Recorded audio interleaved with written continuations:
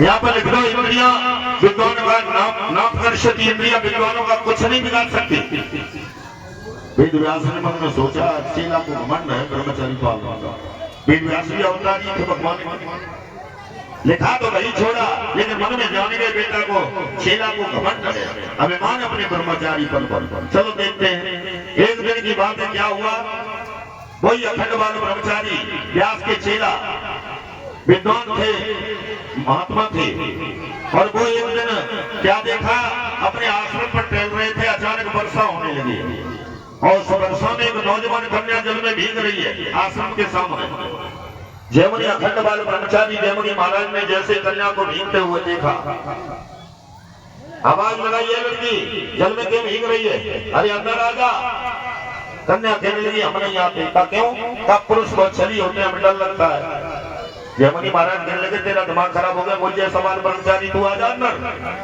और जैसे ही कन्या पास में पहुंची, अखंड बाल ब्रह्मचारी जी का मन विषाक्त हो गया।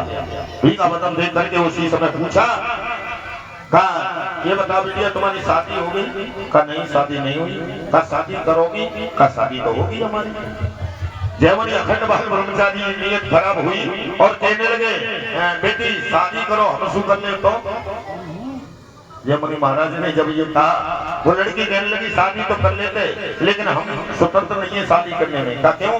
कहा मेरे पिताजी का ये कहना है कि जो पुरुष तपस्या के बल से घोड़ा बन जाए और मुझे पीठ पर बिठाए और अम्बा जी के मंदिर का परिक्रमा करा दे बिठा के पीठ पे, उसके संग मेरे पिताजी मेरी शादी करेंगे। जयमुनि महाराज कहने लगे तपस्या तो मैंने घूम खड़ी है, गधा घोड़ा तो हम बन जाए, अगर शादी हो जाए तो कहीं बन जाओ। तो उसी समय जयमुनि महाराज घोड़ा बन गए, तपस्या के बल से घोड़ा बन गए अखंड बाल ब्रह्मचारी जी। कन्या को पीठ पर बिठाया और अम्बा जी के मंदिर का परिक्रमा करके जैसे ही आए, दूसरे दरवाजे पर वेद व्यास बैठे मिल गए और वही श्लोक दोहरा दिया, बलवानी विद्वांस कर्षति या नाथ कर्षति। जयमुनि महाराज घोड़ा से असली रूप में आए, दोनों हाथ जोड़ करके कहा गुरु जी तुमने जो बात सत्य है, इंद्रियां हकीकत में इतनी दुष्टाएं जो विद्वानों को विचलित कर देती।